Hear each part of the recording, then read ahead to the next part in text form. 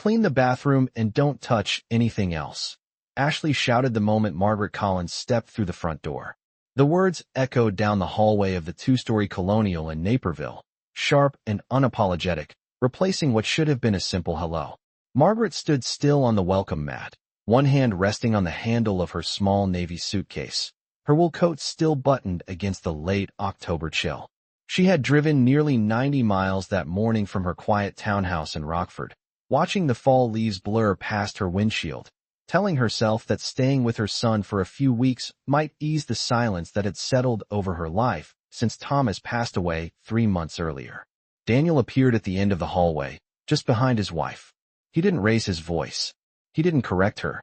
He didn't even meet his mother's eyes. He simply shifted his weight and gave a small shrug, as if this arrangement had already been decided somewhere she hadn't been invited to. Margaret slowly closed the front door behind her. The house smelled of lemon cleaner and something baking in the oven. It was spotless, brighter and more modern than the home she and Thomas had built together over 40 years. She had expected to feel comfort stepping into her son's home. Instead, she felt like she had walked into someone else's workplace. Ashley crossed her arms. "The upstairs guest bathroom needs attention. I don't have time to deal with it before my book club tonight." Her tone was clipped, efficient, as if assigning a chore to an employee who had arrived late. Margaret glanced at Daniel. For a fleeting second, she searched his face for the little boy who used to cling to her hand on his first day of kindergarten, who once cried because he didn't want her to leave the classroom. That boy was nowhere to be found. In his place stood a 45-year-old man who stared at the hardwood floor as though it were safer than looking at his mother. Margaret bent down, lifted her suitcase, and rolled it gently across the tile. "Of course," she said softly. Her voice did not tremble. It did not rise. It simply existed, steady and controlled. She followed Ashley up the staircase, noting the framed family portraits lining the wall. There was Daniel and Ashley at the beach in Florida. There were the children at Disney World. There was a Christmas photo taken last year in matching sweaters. Margaret was not in any of them. The upstairs bathroom door was pushed open with 2 fingers, as though even that motion required minimal effort. "It's not terrible," Ashley said, "but I like things done properly." Margaret stepped inside. The bathroom was already clean by most standards. The countertops were free of clutter. The mirror was streak-free. A single hand towel hung slightly crooked. She closed the door behind her and stood alone in the quiet room. For a moment, she looked at her reflection. Her silver hair was neatly pinned back. Her pearl earrings were the same pair Thomas had given her on their 25th anniversary. She did not look like someone who should be taking orders in her son's home. But she also did not look like someone who would argue at the top of a staircase. Downstairs, she could hear Ashley moving briskly through the kitchen and Daniel's low murmur of agreement to something she couldn't make out. Margaret reached for the folded stack of cleaning cloths under the sink. She ran warm water, dipped a cloth into the basin, and began wiping a surface that was already spotless. Each motion was deliberate, each breath measured. She wasn't thinking about the bathroom. She was thinking about the day Daniel called after Thomas's funeral, his voice heavy with sympathy, suggesting she come stay with them so she wouldn't be alone. She had believed it was an invitation rooted in love. Standing there now, she began to understand it might have been something else entirely. After 20 minutes, she stepped back into the hallway. Ashley was scrolling through her phone at the kitchen island. "Finished?" she asked without looking up. "Yes," Margaret replied. Daniel glanced at her briefly, then back at his laptop. "Thanks, Mom." The words sounded rehearsed, like a polite reflex rather than genuine gratitude. Margaret placed her purse carefully on the counter. "Where would you like me to put my things?" she asked. Ashley finally looked up. "The basement bedroom. It's quieter down there." "The basement?" Margaret nodded once. She carried her suitcase down the narrow steps, the air growing cooler with each one. The room at the bottom was functional, a twin bed, a small dresser, a lamp with a beige shade. No photos. No personal touches. She set her suitcase beside the bed and sat down slowly. The mattress dipped beneath her weight. Upstairs, she could hear laughter. Ashley's voice floated down first, bright and animated now that instructions had been delivered. Daniel's joined in a moment later. Margaret folded her hands in her lap. She did not cry. She did not call a friend. She did not question her decision aloud. Instead, she listened. She listened to the house above her. She listened to the distance between what had been offered and what had been given. And in that quiet basement room, Margaret Collins made no dramatic promises and formed no immediate plans. She simply understood something she had not understood when she crossed that threshold an hour earlier. The rules of this house were not what she thought they were, and the silence she chose in that moment would matter far more than any argument she could have started. The first night in the basement felt longer than any night Margaret Collins could remember. The small digital clock on the dresser glowed 2:17 in the morning when she opened her eyes, unsure whether she had actually slept or simply drifted in and out of thin, restless thoughts. The house above her was quiet now, the laughter from earlier replaced by the faint hum of the heating system turning on and off. She lay still on the narrow twin bed, staring at the ceiling tiles, listening to the unfamiliar rhythm of a home that did not feel like hers. 3 months earlier, she had shared a king-sized bed with Thomas, his steady breathing beside her, his hand sometimes reaching across the mattress to rest lightly on her arm. Now there was only the cool emptiness of a basement room that smelled faintly of detergent and stored cardboard boxes. She turned onto her side and folded her hands beneath her cheek, reminding herself that this arrangement was temporary. That was what Daniel had said. Just until you feel better, Mom. Just until you get back on your feet. Morning came with the sound of footsteps overhead. Cabinet doors opened. The coffee grinder whirred. Margaret sat up slowly, smoothed the quilt, and placed her slippers neatly beside the bed before climbing the stairs. The kitchen was bright with early sunlight. Ashley stood at the counter in a fitted blazer, scrolling through emails on her tablet. Daniel poured himself a second cup of coffee without looking up. "Good morning," Margaret said gently. Ashley gave a brief nod. "There are eggs in the refrigerator if you want some," she said. "Please make sure you wipe down the stove after you use it." Daniel cleared his throat. "We usually head out by 8, he added, glancing at his watch. It was 7:45. Margaret opened the refrigerator. Inside were neatly labeled containers and a weekly meal plan attached to the inside door with a magnet. Her name was not written anywhere. She took 2 eggs, cracked them carefully into a small pan, and cooked them over low heat. When she finished, she cleaned the stove top twice, though it did not need it, and washed her plate by hand even though the dishwasher stood empty. Ashley gathered her purse. "The kids will be home from school at 3:30, she said. "They have soccer practice at 5. Please make sure they change out of their uniforms right away." The words landed softly but firmly, like instructions given to a hired sitter. Margaret nodded. "Of course." Daniel kissed his wife on the cheek, picked up his laptop bag, and finally looked at his mother. "Thanks for helping out, Mom," he said. The sentence sounded polite, almost kind, but there was something behind it that felt transactional. As the front door closed and the house fell silent, Margaret stood alone in the kitchen.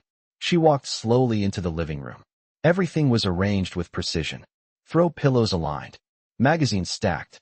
A large framed photograph above the fireplace showed Daniel and Ashley at a gala downtown, dressed in formal attire, smiling at the camera. Margaret studied the image for a long moment. She remembered when Daniel was 10 years old and insisted on wearing a clip-on tie to church because he wanted to look important. She had knelt in front of him that morning, straightening his collar, telling him he already was. The afternoon passed in measured quiet. At 3:25, she stood by the front window, watching for the school bus. When it arrived, her 2 grandchildren stepped off, backpacks bouncing against their shoulders. They smiled when they saw her at the door. "Grandma," her granddaughter said, wrapping her arms around Margaret's waist. The hug was brief, but genuine. Margaret felt something inside her chest loosen slightly.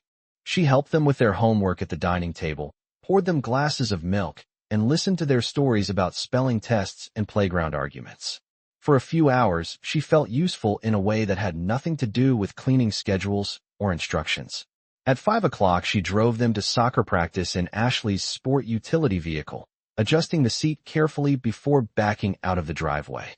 The field was crowded with parents in folding chairs and insulated travel mugs. Margaret stood near the sidelines, her coat wrapped tightly around her shoulders against the crisp fall air. She watched her grandson chase the ball across the grass and felt a familiar swell of pride. When Daniel arrived halfway through practice, he offered a quick wave but stayed near the other parents. Margaret noticed the way he leaned toward Ashley when she joined him, the way their conversation did not include her. That evening, after dinner, Ashley handed Margaret a small notepad. I wrote down a few things that need to be done tomorrow, she said. The list was detailed. Vacuum the stairs. Organize the pantry shelves. Schedule the furnace inspection. Margaret took the notepad without comment. She did not argue. She did not remind Ashley that she had managed her own household for decades without assistance. Instead, she folded the paper once and placed it in her cardigan pocket. Later, alone again in the basement room, she sat on the edge of the bed and unfolded the list. Her eyes moved slowly over each line. This was no longer simply about hospitality or temporary support. The lines were clear now, even if no one had spoken them aloud. In this house, she was expected to occupy a narrow role, defined not by love but by utility. Margaret placed the notepad on the dresser and turned off the lamp. In the darkness, she did not feel anger. She felt clarity, and clarity, she understood, could be far more powerful than outrage. By the end of the first week, Margaret Collins no longer needed the notepad to understand her position in the household. The routines had settled into place with quiet precision. She woke before everyone else, brewed the coffee exactly the way Daniel preferred it, and stood at the kitchen sink watching the sky shift from pale gray to soft blue over the neighboring rooftops. She folded laundry in neat stacks, sorted the children's school papers into tidy piles, and memorized the way Ashley liked the throw blankets arranged across the back of the couch. Nothing was said directly, yet everything was implied. One afternoon, while organizing the pantry as instructed, Margaret overheard voices drifting from the dining room. Ashley was on speakerphone with someone, her tone lighter than usual. "It is actually working out perfectly," she said. "She needs somewhere to stay, and we need help. It saves us at least $800 a month in childcare." There was a brief pause, followed by soft laughter from the other end of the line. Margaret's hand paused on a can of soup. She did not move closer. She did not react outwardly. She simply stood there, listening to the quiet arithmetic of her value reduced to a monthly savings figure. Ashley continued, "And honestly, she feels useful. It is good for her." The words were not shouted. They were not cruel in volume. They were matter of fact, delivered with the calm confidence of someone who believed she was being practical. Margaret placed the can carefully on the shelf and finished aligning the labels so they faced forward. When she returned to the basement that evening, she sat at the small desk tucked into the corner and opened her leather planner. She turned back several months, to the week before Thomas passed away. She remembered sitting beside his hospital bed, the steady beep of monitors, the way he squeezed her hand and said, "You will always have a place that is yours." At the time, she had understood it as reassurance. Now, she began to hear something else in it. The following Saturday, Daniel suggested they all have dinner together. "It will be nice," he said, setting the table while Margaret prepared a simple roast chicken. Ashley had invited 2 couples from their neighborhood. Margaret wore a navy sweater and the pearl earrings Thomas loved. She moved quietly between the stove and the dining room, placing serving dishes on the table. During the meal, one of the guests glanced toward her and asked, "So, Margaret, how are you enjoying retirement?" Before she could answer, Ashley smiled brightly and said, "She is adjusting. It is good for her to stay busy." Daniel nodded, focusing on cutting his chicken. Margaret felt the subtle shift in the air. She was not introduced as a homeowner, not as someone who had built a life and a career, not even as Daniel's mother in a tone of pride. She was framed as someone being managed. Later that evening, as the guests prepared to leave, Ashley handed Margaret a stack of dessert plates. "Could you take care of these?" she asked softly, though the softness did not disguise the instruction. Margaret carried the plates into the kitchen. She washed them one by one, the warm water running over her hands. Through the doorway she could see the group laughing, glasses raised, conversations flowing easily. She watched Daniel from a distance. He looked relaxed, confident, fully at ease in his own home. She wondered when he had stopped noticing the way his wife spoke to her. Or perhaps he had noticed and chosen not to intervene. The next morning, Margaret went for a walk around the neighborhood. The air was crisp, the sidewalks lined with tidy lawns and identical mailboxes. She passed other houses with basement windows like the one in her room. From the outside, they looked ordinary, balanced, symmetrical. She walked nearly 2 miles before returning, her mind steady and alert. As she stepped back inside, she saw an envelope on the kitchen counter with her name written across the front in Ashley's neat handwriting. She opened it slowly. Inside was a printed schedule outlining household responsibilities for the upcoming week, including specific times for laundry, meal preparation, and child pickup. At the bottom, in smaller font, were the words, "We appreciate your help during this transition." Margaret folded the paper carefully. She did not tear it. She did not crumple it. She placed it back inside the envelope and set it on the counter exactly where she had found it. Then she walked downstairs, sat at the small desk in the basement, and opened her planner once more. This time, instead of looking back, she turned to a blank page and began writing a list of her own. She wrote down dates. She wrote down account numbers. She wrote down the name of the attorney who had handled Thomas's estate. Her handwriting was steady, precise, deliberate. Upstairs, life continued with the comfortable rhythm of assumption. Downstairs, Margaret Collins was no longer adjusting. She was observing, remembering, and quietly preparing to redefine what a place of her own truly meant. Margaret did not call the attorney the next morning. She waited 2 days. She continued waking before sunrise, continued packing school lunches, continued driving the children to soccer practice, as if nothing inside her had shifted. The calm routine served a purpose. It allowed her to see clearly. On Wednesday afternoon, after the house had emptied once more, she sat at the small desk in the basement and dialed the number she had written in her planner. The line rang twice before a familiar voice answered. "This is Robert Hayes." Margaret straightened her shoulders even though he could not see her. "Robert, this is Margaret Collins." There was a pause, then warmth.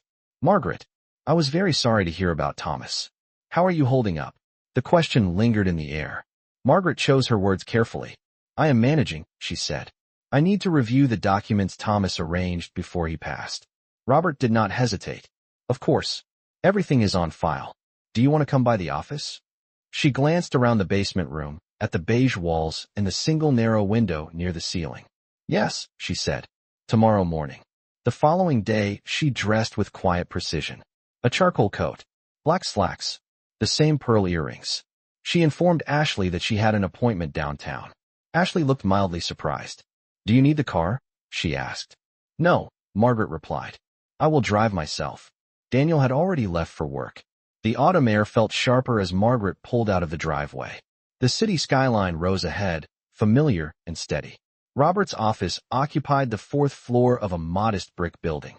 Inside, framed certificates lined the walls, and the scent of coffee drifted from a small waiting area. When Robert greeted her, his expression carried genuine respect. He led her into a private conference room and placed a thick folder on the table. "Thomas was very thorough," he said. "He wanted to ensure you would never be dependent on anyone." Margaret opened the folder slowly. Inside were copies of property deeds, trust agreements, and bank statements she had not reviewed in months. Robert explained each document carefully.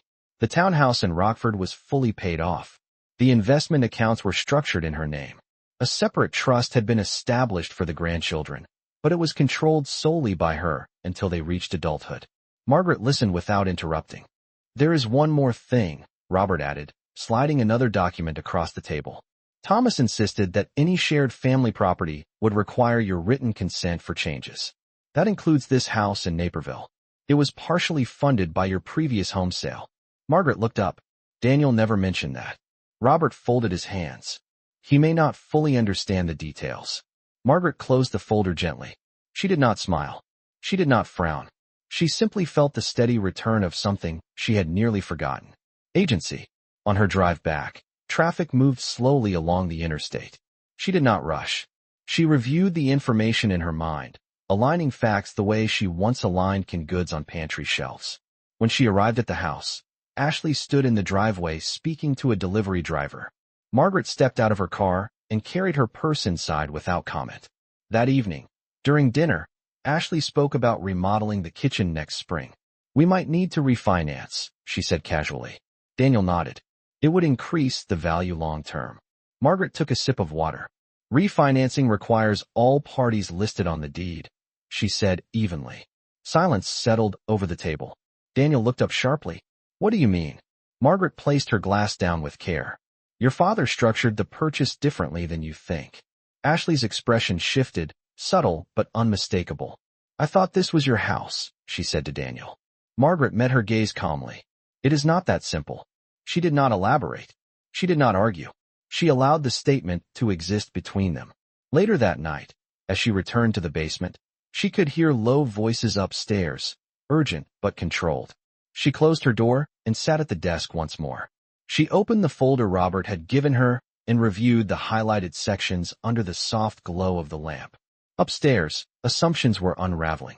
Downstairs, clarity had already taken root. Margaret understood now that silence was not surrender. It was strategy. And in the quiet space beneath her son's carefully arranged life, she no longer felt like a guest waiting for instructions. She felt like a woman remembering the full extent of what had always belonged to her. The change in the atmosphere of the house was subtle but unmistakable. Conversations between Daniel and Ashley grew quieter when Margaret entered a room. Documents that once lay openly on the kitchen counter now disappeared into drawers. On Friday evening, Daniel knocked lightly on the basement door. He had not done that before. Margaret looked up from the book resting in her lap. "Come in," she said.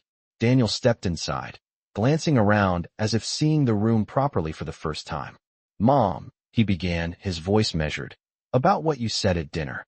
I think there has been some misunderstanding." Margaret closed her book and placed it neatly on the bedside table. "There is no misunderstanding," she replied calmly. "Your father believed in clarity." Daniel exhaled slowly. "Ashley and I were just talking about long-term plans. That is all. We did not mean anything by it." Margaret studied his face. There was no anger there, only discomfort. "Plans are important," she said. "They should be based on facts." Daniel nodded but did not sit down. "We are trying to build something stable here," he added. Margaret allowed a small pause before answering. "Stability begins with honesty." He looked as though he wanted to respond but chose not to. Instead, he offered a brief, restrained smile and said, "We will talk more this weekend," before stepping back upstairs. The following morning, Ashley's tone shifted from brisk instruction to cautious politeness. "Margaret, would you like coffee?" she asked, using her full name instead of the clipped familiarity she had adopted before. Margaret accepted the cup with a steady hand. "Thank you," she said. The children sensed the tension even if they could not name it. During breakfast, Margaret's granddaughter leaned close and whispered, "Grandma, are you staying forever?"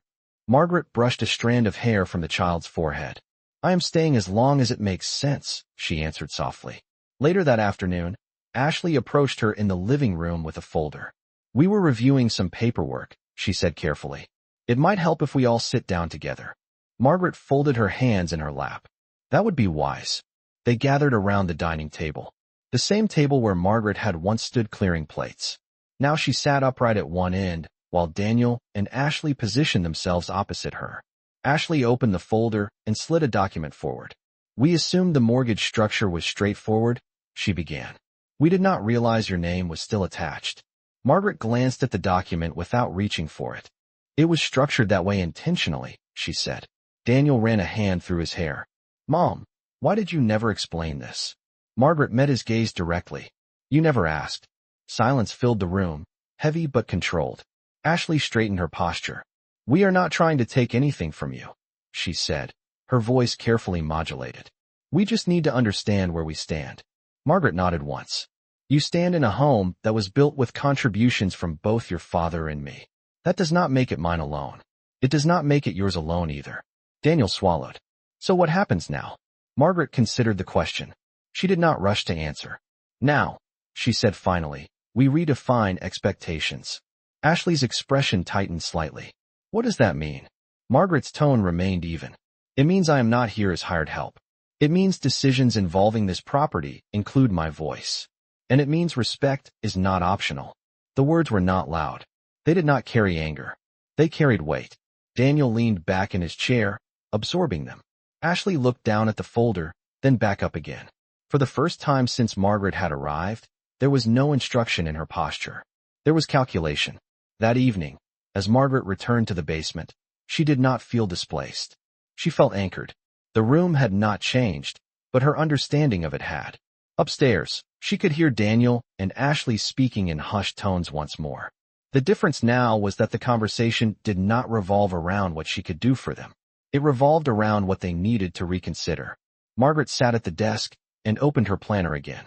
She added one more note beneath the others. Boundaries established. The words were small but deliberate. Outside, the autumn wind brushed against the basement window. Inside, the balance of the household had shifted quietly, without confrontation, without raised voices. Margaret Collins had not demanded control. She had simply stepped back into it. The days that followed felt different, not louder, not dramatic, but recalibrated. Ashley no longer left handwritten lists on the counter. Daniel began asking before assuming. On Monday morning, as Margaret stood at the stove scrambling eggs for the children, Ashley approached with measured steps. "We were thinking," she began carefully, "that maybe we should discuss how long you plan to stay." Margaret turned off the burner and set the spatula down. "That is a reasonable question," she replied. Her voice carried neither defensiveness nor apology. Daniel entered the kitchen, adjusting his tie. He looked between the two women as if aware that the balance in the room had shifted in ways he was still trying to understand. "We just want clarity," he said. Margaret nodded. "Clarity benefits everyone." She plated the eggs and called the children to the table before continuing. "I will not remain where I am treated as temporary labor. I will remain where there is mutual respect." The words were simple. They did not echo. They settled. Ashley folded her arms, but did not interrupt. After the children left for school and Daniel for work, Ashley lingered at the island. "I did not mean to make you feel like hired help," she said, though her tone suggested she was still calculating what that admission cost her. Margaret rinsed the breakfast dishes and placed them in the drying rack. "Intent and impact are not always the same," she answered. Ashley exhaled slowly. "We have a lot on our plates. The mortgage, the renovations, the kids' activities." Margaret dried her hands on a clean towel. "I understand pressure," she said. "I raised a child and built a life through recessions and long hours. Pressure does not excuse dismissal." Ashley did not respond immediately. Instead, she picked up her phone, then set it down again. "Daniel thinks you are considering moving back to Rockford." Margaret met her eyes. "I am considering all options." That afternoon, Margaret drove to her townhouse in Rockford for the first time since she had packed her suitcase weeks earlier. The small brick exterior looked unchanged, the maple tree in the front yard already shedding amber leaves across the lawn. She unlocked the door and stepped inside. The air carried the faint scent of lavender from the sachets she had tucked into drawers. The living room felt quiet but familiar. No instructions, no schedules, no hushed conversations overhead. She walked through each room slowly, running her fingertips along the back of the sofa, pausing in the kitchen where she had once hosted Thanksgiving dinners for 15 people. The silence did not feel lonely. It felt neutral. She sat at the dining table and reviewed her financial statements once more. She calculated expenses, utilities, property taxes, groceries. She did not need assistance to maintain this house. She had never needed it. The narrative that she was fragile, dependent, or adrift had been convenient for others, but it had never been factual. As the afternoon light shifted, she returned to Naperville. When she stepped through the front door, Ashley looked up from the couch. "You were gone most of the day," she said. Margaret set her purse on the entry table. "I visited my home," she replied. The word lingered deliberately. Daniel arrived shortly after, his expression tight with anticipation. "Mom," he began, "we need to know if you are planning to sell that property. It would make things simpler." Margaret removed her coat slowly. "Simpler for whom?" Daniel hesitated. Ashley answered instead. "For all of us." Margaret regarded them both. "My decisions will not be based on convenience alone," she said evenly. Daniel stepped closer. "We just want stability." Margaret's gaze did not waver. "Stability requires clear boundaries. I will not sign any refinancing documents. I will not transfer my interest in this property. And I will not accept a role that reduces me to utility." The room fell silent. There was no raised voice, no argument, just the quiet certainty of someone who understood her position. Daniel looked conflicted, caught between expectation and realization. Ashley's expression shifted again, less confident now, more aware. Margaret walked past them toward the basement stairs, then paused. "We can coexist respectfully," she said without turning around. "Or I can return to Rockford and let you manage this household alone." She descended the steps with measured calm. Upstairs, she could hear the low murmur of a conversation beginning, but it no longer sounded dismissive. It sounded uncertain. In the basement room, Margaret sat at the desk and opened her planner once more. She drew a line beneath her previous note and wrote 2 new words. Choice retained. She closed the planner gently. For the first time since arriving, she did not feel like someone adjusting to circumstances set by others. She felt like someone holding the final say over where she would stand and on what terms.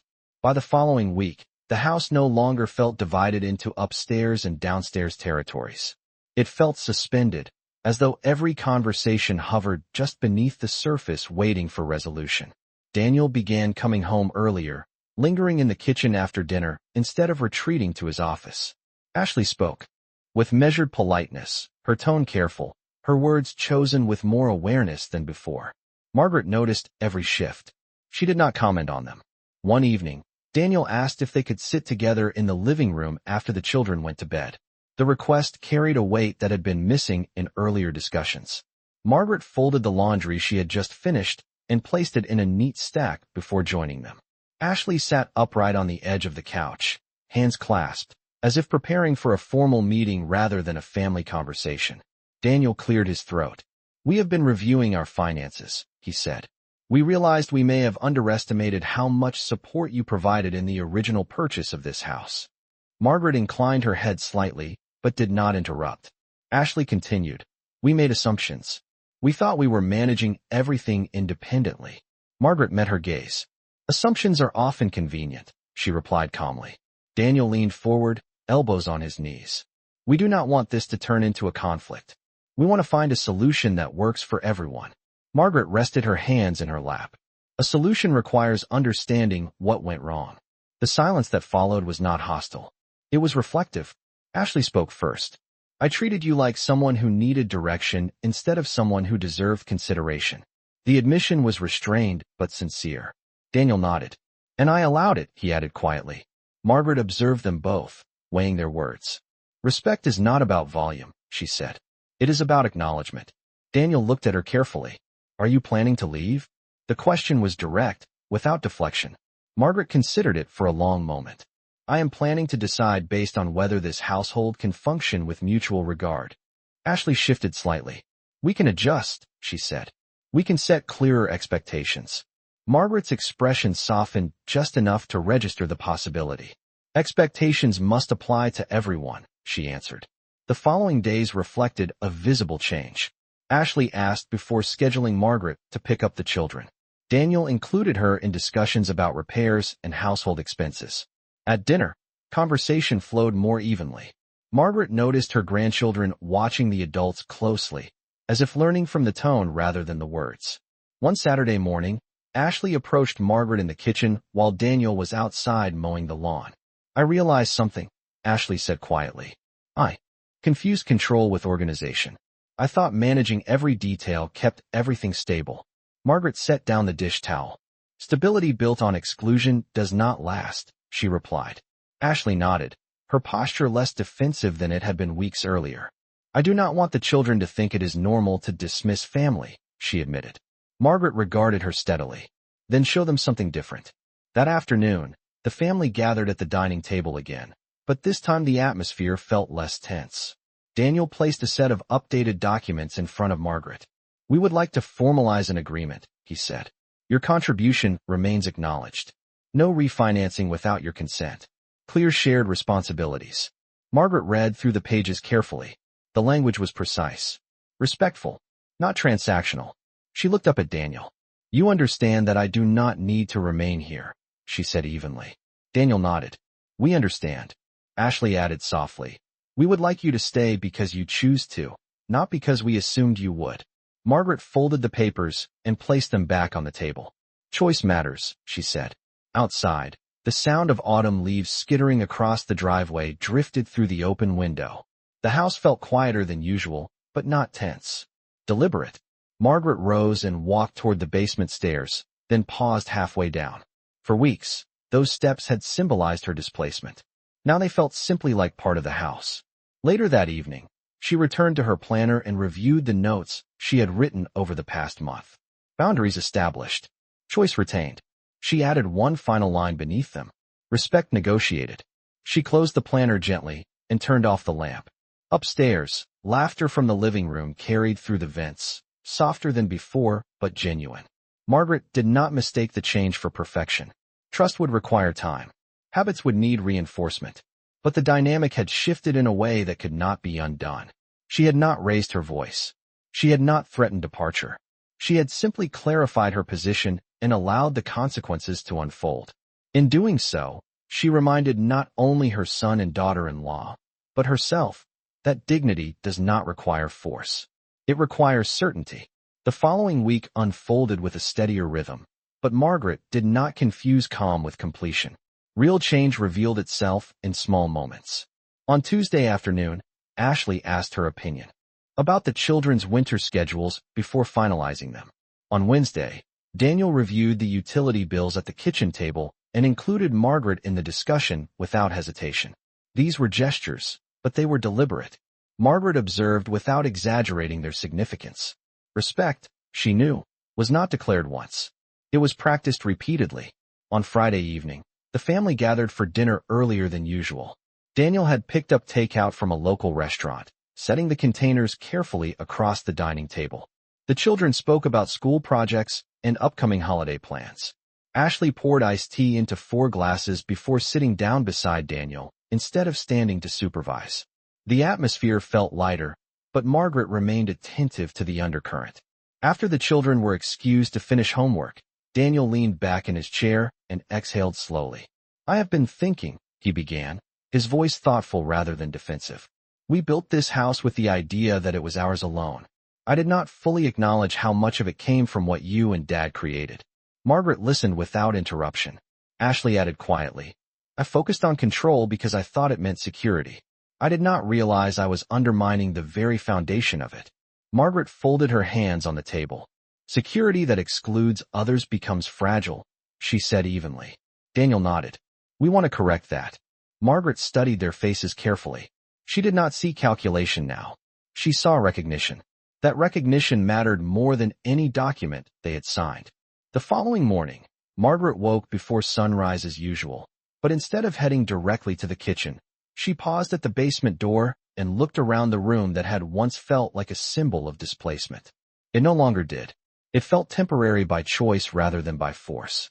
She carried her planner upstairs and set it on the kitchen counter beside the coffee maker. When Ashley entered the room, she glanced at it curiously. "Are you reorganizing your schedule?" she asked. Margaret shook her head gently. "I am reorganizing expectations," she replied. Later that afternoon, Margaret drove to Rockford once more, not to evaluate whether she needed to return, but to ensure the townhouse remained maintained. She arranged for seasonal landscaping and scheduled a routine furnace inspection. The home would remain ready, not as an escape, but as an option. When she returned to Naperville that evening, Daniel met her at the door. "We talked about something else," he said cautiously. "If you decide to keep both properties, we would like to contribute more directly to shared expenses here." Margaret removed her gloves slowly. "Contribution should reflect appreciation, not obligation," she said. Daniel met her eyes steadily. "It does." Ashley joined them in the hallway. "We also want to renovate the basement properly," she added. "Not as storage. As a comfortable suite. If you choose to stay." Margaret looked toward the staircase leading down. For weeks, those steps had carried the weight of assumption.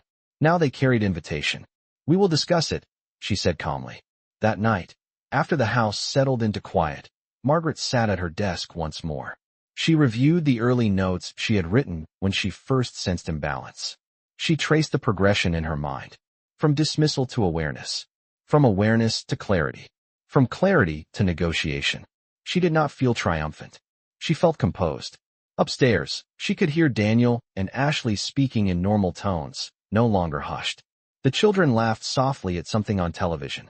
The house sounded less like a hierarchy and more like a family adjusting to new alignment. Margaret closed her planner and turned off the lamp. She understood that staying would not mean surrendering independence. Leaving would not mean retreat. The power now rested in the fact that either path would be hers alone to choose. And that quiet certainty, more than any raised voice or confrontation, was what had shifted the foundation beneath all of them. The decision did not arrive with a dramatic announcement. It arrived on a quiet Sunday morning while Margaret stood at the kitchen window, watching frost settle across the neighboring lawns. The sky was pale, the air crisp, and the house behind her still asleep. She held a mug of coffee in both hands and allowed the silence to settle fully before turning away from the glass. When Daniel came downstairs an hour later, he found her seated at the dining table with her planner open, a single sheet of paper resting neatly beside it. "You are up early," he said gently. Margaret looked up and offered a small, composed smile. "I have always preferred mornings," she replied. Ashley joined them shortly after, her expression alert but cautious. The children followed, their footsteps lighter, unaware that the tone of the day carried more weight than usual. After breakfast, Margaret cleared the plates without being asked, then returned to the table. "I would like to speak with both of you," she said evenly. Daniel and Ashley exchanged a glance before sitting across from her. The children drifted into the living room, the sound of a cartoon filling the background. Margaret placed her hands calmly on the table. "I have considered my options carefully," she began. "I have reviewed my finances, my properties, and my priorities." She paused long enough for the words to settle. Her car. The children hugged her tightly, promising to visit during winter break. Ashley stepped forward next, her expression sincere. "Thank you," she said simply. Margaret embraced her briefly. "Respect is mutual," she answered. Daniel stood by the driver's side door. "I am proud of you," he said quietly. Margaret studied his face, seeing both the man he had become and the child he once was. "Be proud of the home you build," she replied. She slid into the driver's seat and closed the door gently. As she pulled away from the curb, she did not look back immediately. She focused on the road ahead, on the familiar route that would lead her to a house that was entirely her own. The distance between Naperville and Rockford felt shorter this time. When she unlocked her townhouse and stepped inside, the quiet did not echo. It welcomed. She set her planner on the kitchen counter and opened it one last time. Beneath the previous entries, she wrote a final line in steady script. "Independence affirmed." She closed the book, placed it in the drawer, and stood in the center of her living room. There was no applause, no dramatic music, only the steady awareness that dignity had not required confrontation. It had required clarity, and clarity, once claimed, did not need to be defended again.